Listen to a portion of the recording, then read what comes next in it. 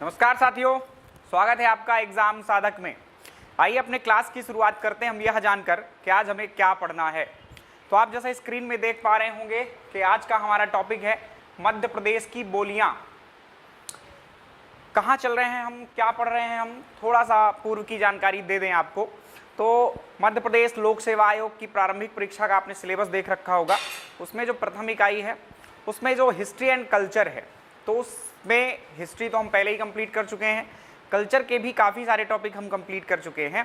उसमें एक खंड आता है बोलियां, तो ये कहीं कुछ अंतिम टॉपिक है हमारा। इसके बाद आपकी इकाई एक पूरी तरह से कंप्लीट हो जाएगी।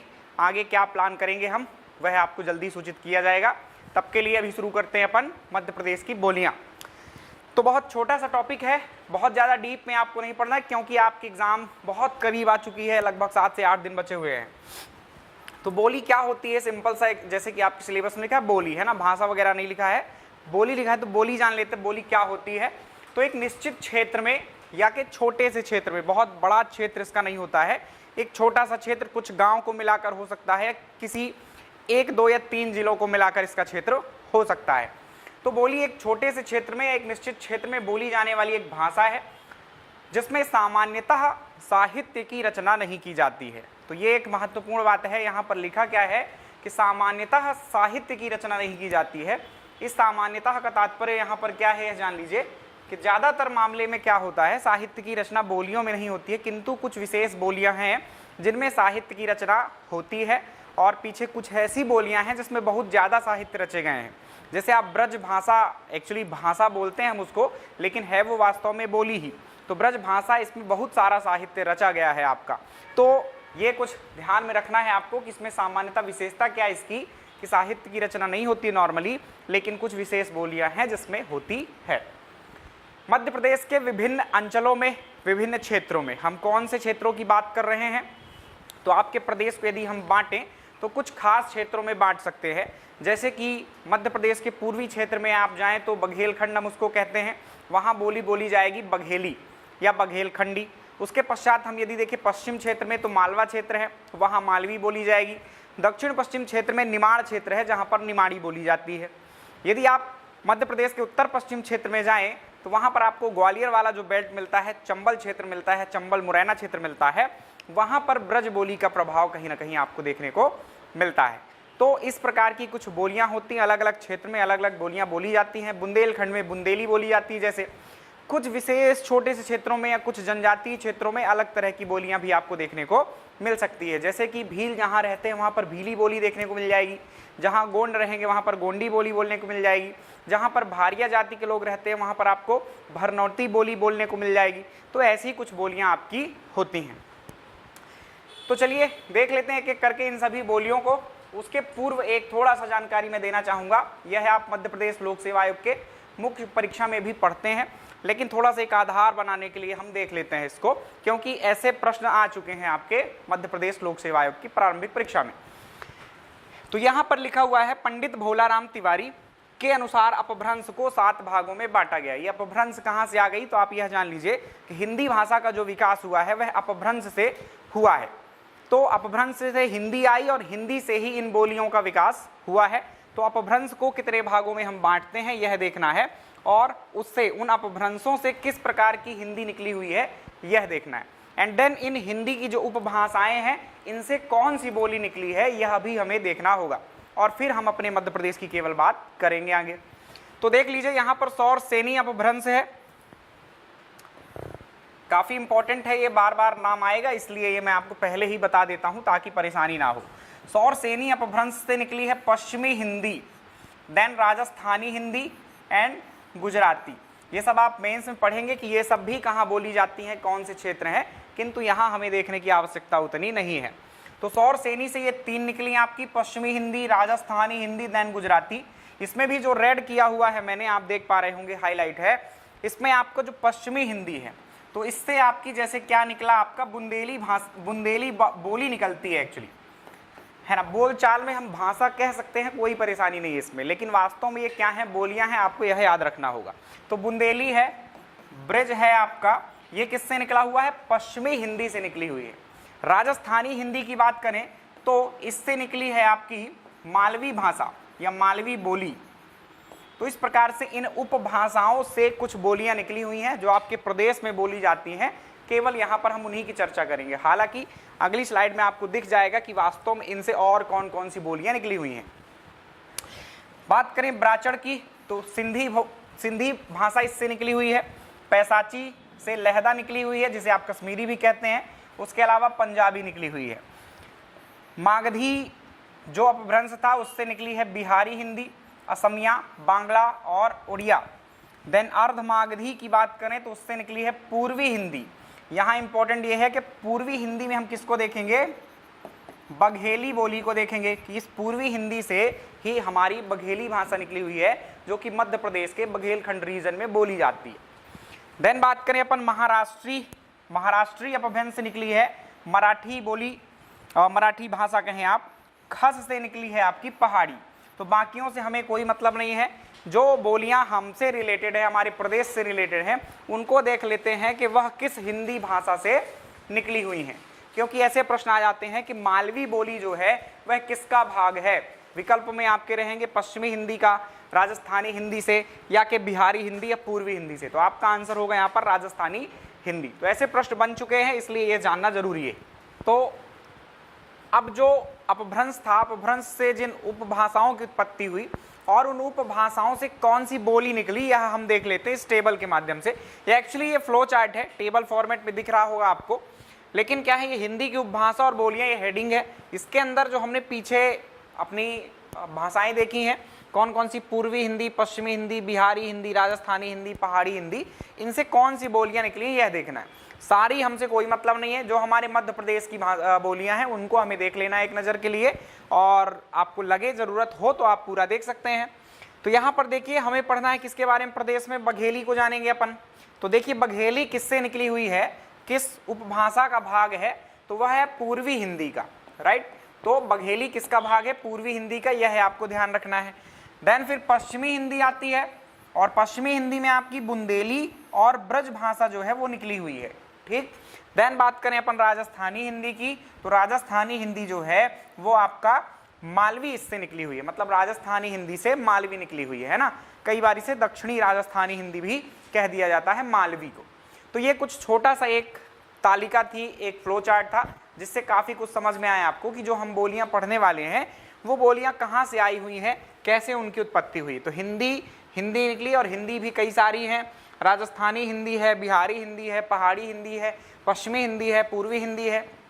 तो इन हिंदियों का ही भाग है ये बोलियां। तो मालवी को याद रखना और ब्रज भाषा को याद रखना, यह पश्चिमी हिंदी का भाग है। पूर्वी हिंदी का भाग है आपकी बघेली, एंड देन आपको एक याद रखना है मालवी राजस्थानी हिंदी का। चलिए, इसके अलावा हम निमाड़ी भी पढ़ेंगे। तो आइए शुरू करते अपनी मालवी बोली की जानकारी। अब देखें हम क्या तथ्य पूछे जाते हैं, वो हाईलाइटेड हैं, ये सारे फैक्ट्स हैं, आपको थोड़ा सा ध्यान रखना है, टू द पॉइंट, क्योंकि आपका एग्जाम बहुत नजदीक है, इसलिए ज्यादा बहस अपने को या बातचीत आपस में करनी नहीं है, जो है काम की बात करना है। तो परिचय की बात करें इस बोली की, तो हड़ौती बोली से प्रभावित है यह बोली मालवा क्षेत्र में बोली जाती है। तो क्षेत्र तो इजिली आपको पता चल जाएगा कि मालवी है तो मालवा क्षेत्र में ही बोली जाएगी, है ना। उसमें भी आपको कहाँ कहाँ बोली जाती है क्षेत्र लिखे हुए हैं, इसकी चर्चा करते हैं। यहाँ पर देख लीजिए कि मालवी सौर सेनी अपभ्रंश की राजस्थानी हिंदी वर्ग की बोली है। ये पीछे मैंने जो टेबल दिखाई, ये बात यहाँ दिखाता मैं आपको तो ये लाइन प्रॉपर समझ में नहीं आती, लेकिन अब आपको समझ में आ गई है कि 7 जो हमारी क्या थी, अपभ्रंश भाषाएं थी, है ना। उन्हीं अपभ्रंशों से ही हिंदी बनी है, और उसमें भी हिंदी कई सारी है, राजस्थानी है, आपकी बिहारी हिंदी है, पहाड़ी हिंदी है, पूर्वी हिंदी है, पश्चिमी हिंदी है। तो उसमें भी राजस्थानी हिंदी वर्ग की बोली जो है तो वो मालवी है। तो ये हो गया। अब ये कहाँ बोली जाती है, तो मालवा पूरे क्षेत्र में ही बोली जाती है, लेकिन वास्तव में इसका असली रूप जो देखना हो आपको, तो आप चले जाइएगा इंदौर और उज्जैन, देवास, धार, रतलाम। तो ये मालवा में जहाँ ज़्यादा जनसंख्या है आपकी, वहाँ पर बढ़िया बोली जाती है। क्या कर रिया है, कहाँ जा रिया है, 95, 99 ऐसी भाषा ये बोली जाती है। आपको थोड़ा सा इसके बारे में इतना याद रखना है। उसके अलावा भोपाल, होशंगाबाद, गुना, नीमच, मंदसौर आदि में भी ये मामूली परिवर्तन के साथ बोली जाती है। तो ये बातें हो गई, एक परिचय दिया हमने बोली का, मालवी का, क्षेत्र बता दिया। देन अब बता रहे हैं आपको विशेषताएं कि क्या कुछ खास है, और देख लें। तो मालवी ध्वनि और स्वरूप के दृष्टिकोण से, मतलब बोलने के हिसाब से पश्चिमी हिंदी के ज्यादा निकट है ना, पश्चिमी हिंदी के। पश्चिमी हिंदी में क्या आ रहा था, बुंदेली और ब्रज भाषा आ रही थी, तो बहुत कठिन नहीं है मालवी को बोलना आपको, लगभग काफी सारा प्रभाव नॉर्मल जो हिंदी बोलते हैं आप वैसा ही है। कहाँ जा रहा है की जगह कहाँ जा रिया है, बस इतना हो जाता है, तो इसमें कोई फर्क नहीं है, सबको समझ में आ जाता है। भैया की जगह भैया भ्यू हो जाता है, भ्यू हो जाता है, तो कोई दिक्कत नहीं है। तो दृष्टि से पश्चिमी हिंदी के ज्यादा निकट है, जबकि आत्मा की दृष्टिकोण से मारवाड़ी के ज्यादा निकट है। मारवाड़ क्षेत्र कौन सा है, ये राजस्थान में आता है। जोधपुर के आसपास का इलाका क्या कहलाता है, मारवाड़ कहलाता है। वहां बोली जाने वाली बोली क्या है, मारवाड़ी कहलाती, तो उसके ज्यादा नजदीक है, राइट। तो इस तरह से आप इसकी एक विशेषता देख सकते हैं। बात करें कुछ विशेष तथ्यों की, तो मालवी बोली का जो शब्दकोश है, शब्दकोश मतलब आप जानते हैं जो इस बोली में प्रयोग किए जाने वाले शब्द है, तो उसके संकलन करता है आपके प्रहलाद जोशी जी। बहुत इंपॉर्टेंट बात है ये, प्रहलाद जोशी जी, इनका नाम याद रखना है आपको कि मालवी बोली के शब्दकोश के संकलन करता कौन है, प्रहलाद जोशी जी। ऐसे प्रश्न आते हैं आपसे, शब्दकोश आप समझ गए, जैसे इंग्लिश की डिक्शनरी होती है वैसे ही आपकी ये मालवी बोली की डिक्शनरी है, बघेली भाषा में जो शब्द बोले जाते हैं उसकी डिक्शनरी है, राइट। तो ये आपको ध्यान रखना है। धीरेन्द्र वर्मा जी आपके एक साहित्यकार रहे, मालवी को दक्षिणी राजस्थानी कहते हैं, है ना, ध्यान रखना है। ये मालवी भाई राजस्थान है अपना, राजस्थान के जस्ट नीचे वाला क्षेत्र ही तो है हमारा पश्चिमी मध्य प्रदेश, और वहां पर मालवा है, मालवी इसीलिए वहां बोली जाती है, तो दक्षिणी राजस्थानी अपन कह देते हैं। कारण भी यही है कि वो मारवाड़ी से ज्यादा रिलेटेड है, ठीक, आत्मा एक प्रकार से है। जबकि डॉक्टर के.एल. हंस साहब ने इसको पश्चिमी हिंदी कहा है। क्या कहा है, पश्चिमी हिंदी। तो किसने क्या कह दिया, ये है, आपको ध्यान रखना पड़ता है। व्यक्तित्व का नाम देकर आपसे पूछ लिया जा सकता है कि आपको के.एल. हंस साहब ने पश्चिमी हिंदी को क्या मतलब पश्चिमी हिंदी किस भाषा को कहा है या किस बोली को कहा है, तो मालवी को कहा है, ठीक। ये दक्षिणी राजस्थानी याद करने की जरूरत ही नहीं है, ये नॉर्मल ही आपको समझ में आ रहा है, आप भूगोल देखकर समझ में आ रहा है, लेकिन ये आपको थोड़ा सा समझ में नहीं आया होगा, तो इसको आपको याद करना है।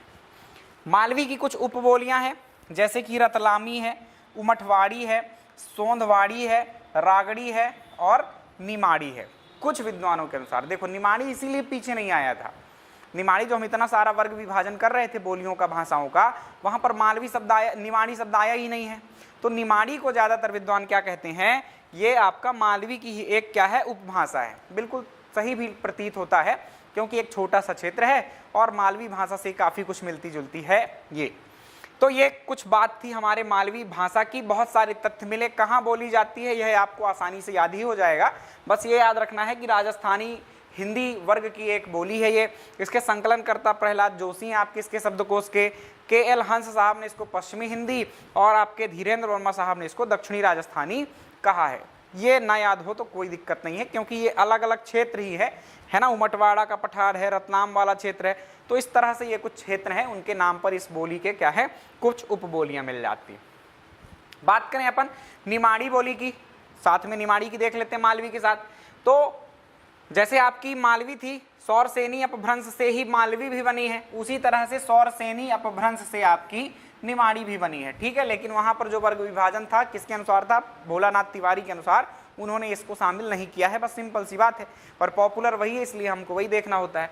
तो सौरसेनी अपभ्रंश से ही विकसित हुई है, वहां पर कोई उसकी सौरसेनी से जो राजस्थानी हिंदी बन रही थी, पश्चिमी हिंदी बन रही थी, वो गुजराती बन रही थी, वो शामिल ही नहीं है ना। तो इसको अपन नॉर्मल अपभ्रंश के रूप में ही याद रखें, किस वर्ग में है ये अपन ना लिखें। कहाँ बोली जाती है, तो खरगोन में बोली जाती है, खंडवा में बोली जाती है, बड़वानी और बुरहानपुर में बोली जाती है ना, क्योंकि ये निमाड़ क्षेत्र ही कहलाता है, क्योंकि यहाँ निमाड़ी बोली जाती है, राइट। तो इजिली याद हो जाएगा। ये विशेषताओं की बात करें तो इस पर मालवी, मारवाड़ी, गुजराती, मराठी, इन सभी भाषाओं का यथेष्ट प्रभाव है। कारण ही भूगोल है ना, कि मालवी से जुड़ी हुई है उत्तर में, दक्षिण में मराठी से जुड़ी हुई है, पश्चिम में गुजराती से जुड़ी हुई है, तो कहीं ना कहीं बोलियों का प्रभाव ऐसे आ जाता है। निमाड़ी में लोक साहित्य प्रचुर मात्रा में लिखा गया है, तो लोक साहित्य लिखा गया है, कोई दिक्कत नहीं है इसमें। हमने पीछे देखा था कि सामान्यतः इसमें साहित्य नहीं लिखा जाता है, लेकिन मैंने बोला कुछ विशेष बोलियां हैं जिसमें लिखा जा रहा है, तो वो विशेष बोलियां ही तो हमको पढ़ना है। यदि छोटी मोटी बोलियां हो जो 8-10 लोग बोल रहे हो, साहित्य न रचा गया, तो हम उसको पढ़ेंगे ही क्यों, हम उसको महत्व ही क्यों देंगे, है ना। भदावरी बोली में थोड़ी हम लिखेंगे कौन सा साहित्य लिखा गया, उसको तो नहीं देख रहे हैं डिटेल में, उसका हम क्षेत्र देख लेंगे कि कहाँ बोली जाती है बस। तो ये लोक साहित्य भी प्रचुर मात्रा में मिलता है आपको आपको कौन से व्यक्ति मिलेंगे जो काफी कुछ ये निमाड़ी बोली में मिलेगा आपको साहित्य जिनका, तो संत सिंगा जी के जो भजन वगैरह हैं या उनके द्वारा जो रची गई रचनाएं हैं वो सब किस में मिलती हैं, निमाड़ी में मिलती हैं। तो इस कारण से यह साहित्य प्रचुर मात्रा में लिखा गया, यह बात दिखाई दे रही है आपको। जॉर्ज गियर्सन साहब ने, है ना, एक नए विद्वान आ रहे हैं हमारे सामने, जॉर्ज गियर्सन साहब ने निमाड़ी को दक्षिणी हिंदी कहा है। क्या कहा है? दक्षिणी हिंदी कहा है। तो यह एक तथ्य और याद रखें आप। गौरी शंकर शर्मा, राम नारायण उपाध्याय और प्रभाकर चौबे, 3 नाम है, इनको याद रखिए, हाईलाइट है। ये प्रभाकर चौबे की बात करें तो ठुमका पुस्तक निमाड़ी में लिखी, इन्होंने क्या लिखा है? प्रभाकर चौबे ने ठुमका पुस्तक निमाड़ी में लिखी, राइट। प्रसिद्ध निमाड़ी गायक हैं ये आपके, गम्मत और स्वांग जो निमाड़ में होता है इस सब के गायक हैं, ठीक। तो ये आपके प्रभाकर चौबे साहब की बात है। तो कौन कौन हो गए? गौरी शंकर शर्मा, राम नारायण उपाध्याय और प्रभाकर चौबे। उसके साथ साथ श्री राम परिहार, ये क्वेश्चन आ चुका है ना, श्री राम परिहार जिसने निमाड़ी साहित्य का इतिहास लिखा, आदि प्रसिद्ध निमाड़ी लेखक हैं। तो जिनने साहित्य लिखा निमाड़ी भाषा में उसमें कौन कौन से कुछ व्यक्तित्व हैं, ये 4 नाम आपको देखना है, जिसमें से एक के बारे में तो पूछा भी जा चुका है। कौन कौन से? गौरी शंकर शर्मा और राम नारायण उपाध्याय का केवल नाम और प्रभाकर चौबे का कुछ पुस्तक यदि आप देख लेंगे तो प्रभाकर चौबे ने ठुमका पुस्तक लिखी है, याद रखना हो तो आप रख सकते हैं, नहीं तो कोई दिक्कत नहीं है। उसके अलावा चौथे जो है हमारे श्री राम परिहार जी हैं। इनके बारे में क्या प्रश्न आया था? तो निमाड़ी साहित्य का इतिहास किसने लिखा है, वह आपके श्री राम परिहार थे, यह पूछा गया था, ठीक। तो इतना याद रखना है बस, नाम नाम और कुछ कुछ बातें। अब बात करें हम अगले तथ्य की, तो 19 सितंबर को क्या मनाया जाता है? निमाड़ी दिवस मनाया जाता है। यह आपको एक एक्स्ट्रा तथ्य याद रखना है। तो ये बात थी प्यारे बच्चों निमाड़ी बोली की। इतने सारे तथ्य आपको याद रखना होंगे, एग्जाम में अलग से आया हुआ है, पहले ऐसा नहीं था। तो जो कुछ नॉर्मल क्या है, क्षेत्र देख लिया करते थे बच्चे, है ना, कि कहां पर कौन सी बोली बोली जा रही, बस। लेकिन अब थोड़ा सा अलग से लिख रखा है पीएससी ने, तो कुछ कहीं ना कहीं अंदर से प्रश्न पूछे जाएंगे, तो आपको थोड़ा सा तैयार रहना होगा। बात करें अगली बोली की हम, तो अगली बोली है हमारी बुंदेली बोली। बुंदेली में क्या है? तो ये बुंदेली सौर सेनी अपभ्रंश, बार बार आ रहा ना, देखो। तो अभी कॉन्सेप्ट क्लियर है कि नहीं क्लियर है? वापस से दिखाऊं आपको ये सब बातें क्यों आ रही हैं। सौर सेनी अपभ्रंश की पश्चिमी हिंदी वर्ग की बोली है। ये क्यों आ रहा है? सभी में अपभ्रंश ही आ रहा है। ये इसको देखो, हमने क्या कहा था कि 7 भागों में बांटा भ्रंश को, अपभ्रंश से हिंदी का विकास हुआ है। तो देखो ये सौर सेनी अपभ्रंश यहां पर है ना, इससे निकला है क्या? पश्चिमी हिंदी, इससे निकली है पश्चिमी हिंदी और राजस्थानी हिंदी। तो पश्चिमी हिंदी में जो बुंदेली है और आपका मालवी भाषा है वो इसी से निकली हुई है। मतलब मालवी और जो बुंदेली बोली है, एक्चुअली भाषा शब्द आ जाता है बार बार, बोलने में कोई तकलीफ नहीं है, कोई दिक्कत नहीं है, बोल लेना आप लोग, है ना। जैसे ब्रज भाषा, बुंदेली भाषा, कोई तकलीफ नहीं है। लेकिन वास्तव में क्या है, यह जरूर जानना कि ये बोलियां हैं, भाषा नहीं। तो पश्चिमी हिंदी से 2 निकली और राजस्थानी हिंदी से अपनी क्या निकल रही है? मालवी निकल रही है। राजस्थानी से एक्चुअली सॉरी मालवी निकली थी, पश्चिमी हिंदी से क्या? ब्रिज और बुंदेली निकली है, राइट। तो हमने मालवी देखा, तो क्या कह रहे हैं उसमें मालवी में कि सौर सेनी अपभ्रंश की राजस्थानी हिंदी वर्ग की एक बोली है, लिखा था अपन ने। फिर अपन ने क्या देखा था? निमाड़ी देखा था। अब यहाँ निमाड़ी तो कुछ शामिल ही नहीं है ना। तो निमाड़ी के लिए बस याद इतना ही रखना है कि उसका भी अपभ्रंश कौन सा है? सौर सेनी है। पर यहाँ इन विभाजनों में जो व्यक्तियों ने विभाजन किए हुए, निमाड़ी को महत्व नहीं दिया उन लोगों ने। तो हमें अब कोई फिर उसमें वर्ग बताने की आवश्यकता नहीं, हम सिर्फ इतना बता सकते हैं कि सौर सेनी अपभ्रंश का ये एक हिस्सा है। क्लियर? निमाड़ी में। फिर आते हैं अपन बुंदेली में, जो अभी अब शुरू करने वाले। तो बुंदेली में क्या बोला हमने कि भाई ये क्या? सौर सेनी अपभ्रंश की पश्चिमी हिंदी वर्ग की एक बोली है। तो पश्चिमी हिंदी वर्ग देखो ये है, और इसकी एक बोली क्या है? आपकी बुंदेली है। अभी कॉन्सेप्ट क्लियर हो रहे हैं ना, इसलिए पहले ही मैंने दिखा दिया था आपको। तो देखें अपन बुंदेली बोली को, तो बुंदेली बोली में एक परिचय हुआ कि ये सौर सेनी अपभ्रंश से है। उसके अलावा पश्चिमी हिंदी वर्ग की एक बोली है। इसका ब्रिटिश काल में नामकरण गियर्सन महोदय ने किया था, है ना। ये बुंदेली जो बोला इन्होंने, बुंदेला वंश का शासन था वहाँ, और बुंदेल लोग शासन करते थे, वहीं ये भाषा बोली जाती थी। इसके कारण गियर्सन महोदय ने इसको क्या कह दिया? आपके बुंदेली नाम दे दिया। बुंदेली बोली में ब्रिज और खड़ी बोली और अवधी बोली का सम्मिश्रण देखने को मिलता है। अवधी यूपी वाला, अवध वाला क्षेत्र जो है लखनऊ के आसपास का। उसके अलावा खड़ी बोली आप जानते हैं, जो खड़ी बोली मैं जिस पे बात कर रहा हूँ ये खड़ी बोली है ना। खड़ी बोली जैसे हिंदी जिसे अपन नॉर्मल अभी समझ रहे हैं, वो क्या है? खड़ी बोली है। और फिर ये है आपका ब्रज भाषा। तो वहीं बिल्कुल ये क्षेत्र लगे हुए हैं ना, इस कारण से इनका प्रभाव इसमें देखने को मिल जाता है, तो इसमें कोई दिक्कत ही नहीं है। क्षेत्र की बात करें कहाँ बोली जाती है, तो एक नजर में कहना चाहे तो सीधे कह दीजिए बुंदेलखंड में बोली जाती है ना। बुंदेलखंड के साथ दक्षिणी मध्य प्रदेश के जिलों यहां तक कि महाराष्ट्र राज्य तक इसका प्रभाव है। शुद्ध जो बुंदेली है वो टीकमगढ़ में, छतरपुर में, सागर में और नरसिंहपुर में ये बोली बोली जाती है।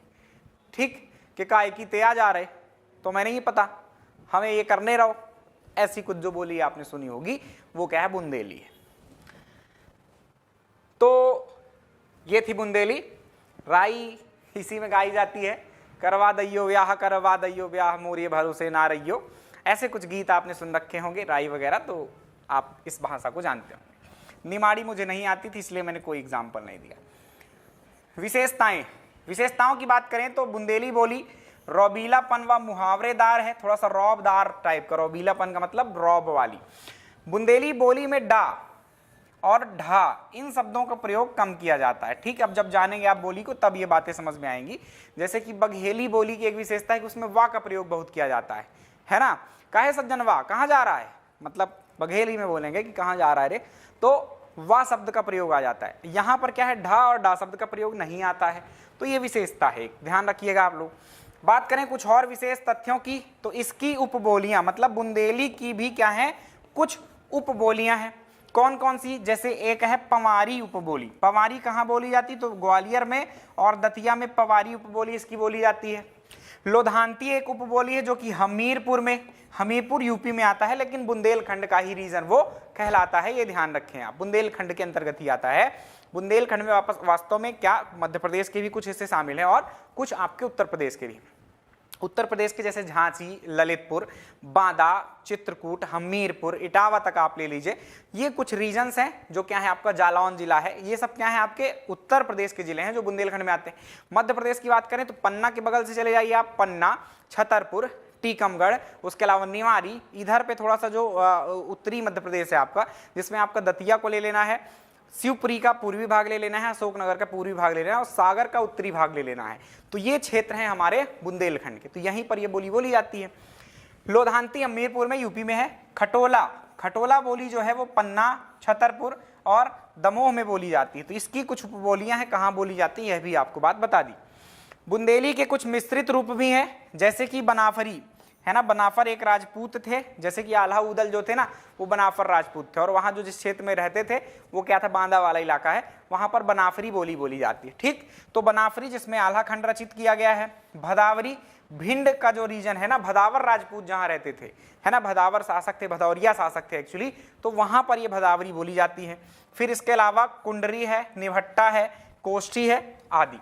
तो ये कुछ इनके नाम भी आप याद रख सकते हैं कि बुंदेली के कुछ मिश्रित रूप भी देखने को हमें मिलते हैं, जिसमें कहीं ना कहीं इन बोलियों में आपको बुंदेली के अंश मिलेंगे ज़्यादातर। ठीक, देन बुंदेली साहित्य की दृष्टिकोण से काफ़ी समृद्ध है, इसमें बहुत सारा साहित्य लिखा गया है। कुछ प्रसिद्ध लेखकों के नाम मैं बताना चाहूँ आपको, तो वो है आपके केशवदास। केशवदास ने क्या किया है, बुंदेली भाषा का कहीं के ज़्यादा नहीं किया, देखो शुद्ध हिंदी में लिखते थे वो, कठिन काव्य के भूत प्रेत कहलाते थे, भूत नहीं, तो कठिन काव्य के भूत थे। कारण यही था उनका कि वो शुद्ध हिंदी में लिखते थे, और हिंदी कब कठिन हो जाती है, जब आप उसमें तत्सम शब्दों का प्रयोग ज़्यादा करें, तद्भव का कम। हम लोग ज़्यादा तद्भव की बात करते हैं, तत्सम शब्द संस्कृत से निकले हुए होते हैं, और यदि आप उनका प्रयोग ज़्यादा करेंगे हिंदी में तो आपकी भाषा क्लिष्ट हो जाएगी, कठिन हो जाएगी। अब अच्छी लगेगी वो है ना, लेकिन सामान्य लोगों के समझ में नहीं आती है, तो ज़्यादातर तो उन्होंने ऐसा किया, पर कुछ रचनाएं इनकी बुंदेली में है तो इनको हम शामिल कर रहे हैं। पद्माकर प्यारेलाल सागर के थे, बुंदेली भाषा में कुछ रचनाएं रची हैं। गंगाधर व्यास, जगनिक तो ये है पूरा आल्हा खंड जो है उनका है ना, बुंदेली से ही रिलेटेड है। उसके अलावा ईसुरी की फागें जो है वो बुंदेली में है, और लाल कवि। तो ये कुछ व्यक्ति हैं जो कि आपके साहित्यकार थे, कहीं ना कहीं इन्होंने बुंदेली भाषा का प्रयोग करके अपने साहित्यों की रचना की हुई है। तो ये थे तथ्य इतने सारे। बुंदेली भाषा शब्दकोश के संकलनकर्ता कौन हैं, तो महेश कटारे साहब इनका नाम है। बुंदेली भाषा शब्दकोश जो है उसके संकलनकर्ता कौन है, तो महेश कटारे जी का नाम आपको याद रखना है। तो संकलनकर्ता यदि कहीं मिलते हैं तो याद रखना है, ठीक है। और फिर धीरेन्द्र वर्मा ने इसको भी क्या कहा है, दक्षिणी राजस्थानी कह दिया। तो धीरेन्द्र वर्मा जी ने इसको दक्षिणी राजस्थानी कहा एक तथ्य के रूप में, और इसे आप याद कर सकते हैं। यहाँ भी धीरेन्द्र वर्मा ने मालवी को दक्षिणी राजस्थानी कहा था, तो कोई दिक्कत नहीं है, ये दोनों को ही कह दिया, आपको कठिन नहीं होगा याद करने में। निमाड़ी साहित्य का इतिहास जो है ना, आप इसी ही संकलनकर्ता के रूप में मान सकते हैं कि ज़्यादातर जो मतलब एक अच्छा स्रोत है, एक औपचारिक स्रोत मान सकते हैं, प्रमाणिक कह दीजिए, है ना, जिसमें आपको निमाड़ी के बहुत सारे शब्द या बहुत सारी चीज़ें, बहुत सारी जानकारी आपको मिलती है। तो जैसे कि हमने यहाँ देखा था आपके मालवी में, मालवी संकलनकर्ता श्री प्रहलाद जोशी हैं, है ना। हमने यहाँ क्या देखा इनको कि निमाड़ी साहित्य का इतिहास किसने लिखा, तो एक्चुअली निमाड़ी की जो जानकारी आपको मिलेगी वो इन्हीं के ग्रंथ में मिलेगी, श्री राम परिहार के। तो उसी तरह से इनका भी एक इंपॉर्टेंट नाम याद रखना। उसके अलावा यहाँ पर आपको महेश कटारे का नाम याद रखना है बुंदेली में, ठीक। तो तीनों के नाम अलग से आप टेबल बना सकते हैं, इनको रख सकते हैं। बात करें अब बघेली की, तो बघेली अर्धमागधी अपभ्रंश की पूर्वी हिंदी वर्ग की बोली। इस लाइन को आपको समझा दूं तो वही वापस से अपने को टेबल में चलना पड़ेगा, है ना। दिखा देता हूं मैं आपको। अर्धमागधी अपभ्रंश हमने एक सौरसेनी अपभ्रंश देखा था, ये देखो सौरसेनी अपभ्रंश था, जिसमें हमने कौन कौन सी, पश्चिमी हिंदी में आपकी बुंदेली और ब्रज है, ब्रज अभी पढ़ेंगे, बुंदेली हमने पढ़ ली। राजस्थानी से निकली थी मालवी, इसी से मानकर चलो कि निमाड़ी, राइट, मालवी की ही एक उपबोली मान रहे अपन निमाड़ी को, तो इससे मान लीजिए मालवी और निमाड़ी को, इससे मान लीजिए बुंदेली और आपके ब्रज को। एक बच रही है अपनी कौन सी, पूर्वी हिंदी। पूर्वी हिंदी के अंतर्गत कौन सी आ रही है, बघेली, राइट। तो वो किस अपभ्रंश का हिस्सा है, अर्धमागधी। अर्धमागधी के पूर्वी हिंदी वर्ग की क्या है, एक बोली है आपकी, कौन सी, जो आप पढ़ रहे हैं अभी, बघेली। तो देखें अपन अब इसके बारे में और कुछ, ये फैक्ट है, याद रखें।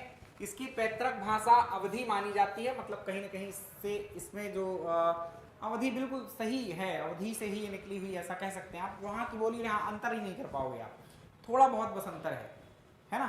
तो अब मैं बोलकर क्या ही बताऊँ, है ना। देख लेना कभी, यूपी की भाषा जो है एक्चुअली वो अवधी जैसी ही है। अवधी जो यूपी में बोलेंगे वही आपके बघेलखंड में लोग बोलते हैं। गियरसन महोदय ने इसे पूर्वी हिंदी वर्ग में रखा है। बघेलखंडी, रिमही या रिवई, इसको और इन नामों से जाना जाता है। बघेलखंडी, बघेली, रिमही, है ना। रिमही ना बोलो यार, ऐसा कह देते हैं, ठीक। क्षेत्र की बात करें तो रीवा, सतना, सीधी, शहडोल जिलों में विशुद्ध रूप से बोली जाती है। मेन यही है, रीवा, सतना और सीधी, शहडोल, यहाँ विशुद्ध रूप। मंडला की जनजातियों में भी इसका मिश्रित रूप पाया जाता है, तो उधर थोड़ा कहीं ना कहीं प्रभाव पहुंच जाता है। विशेष की बात करें तो उसमें व शब्द का अधिक प्रयोग किया जाता है ना। अभी एक एग्जाम्पल दिया था ना, किसी का नाम ही पुकारना है तो हर नाम के पीछे उनका वा लग जाता है ना। तो कहे बोलवा, कहाँ जा रहा है, तो ऐसे ये शब्द लग जाता है।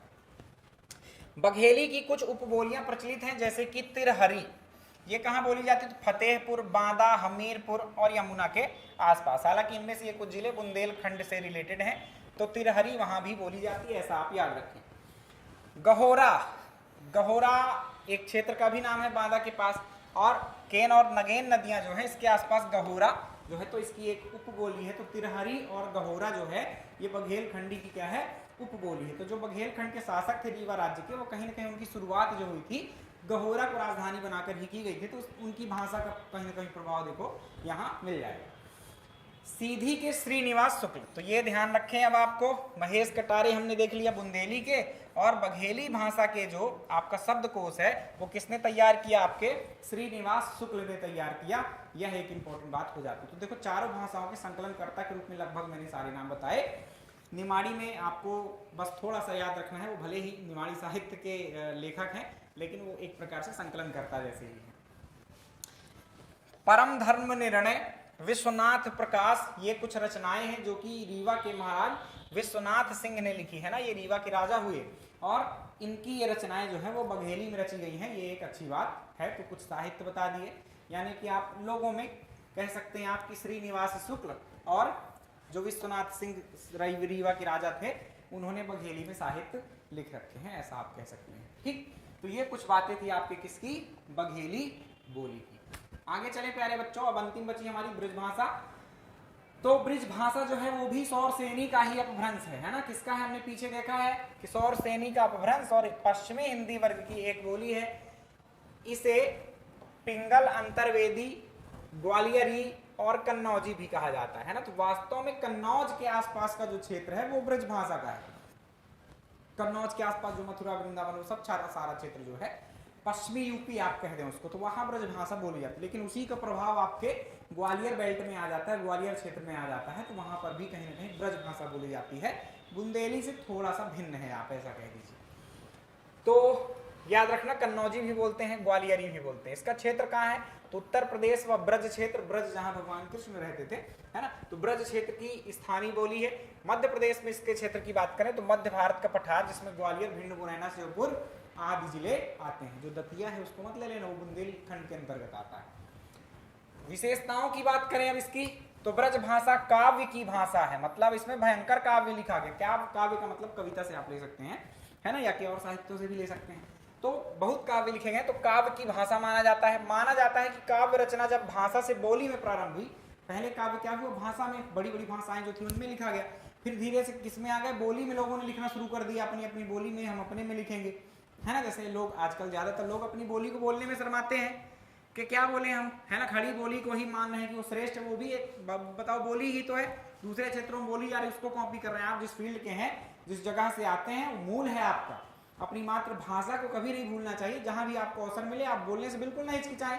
हम हिंदी को क्यों जाकर विदेशों में बोलते हैं, बोल रहे हैं ना, हम सम्मान कर कि यूएन में भाषण देने वाले हिंदी के पहले व्यक्ति अटल बिहारी वाजपेयी, क्यों हम गौरवान्वित होते, तो आप क्यों पीछे रह रहे हैं।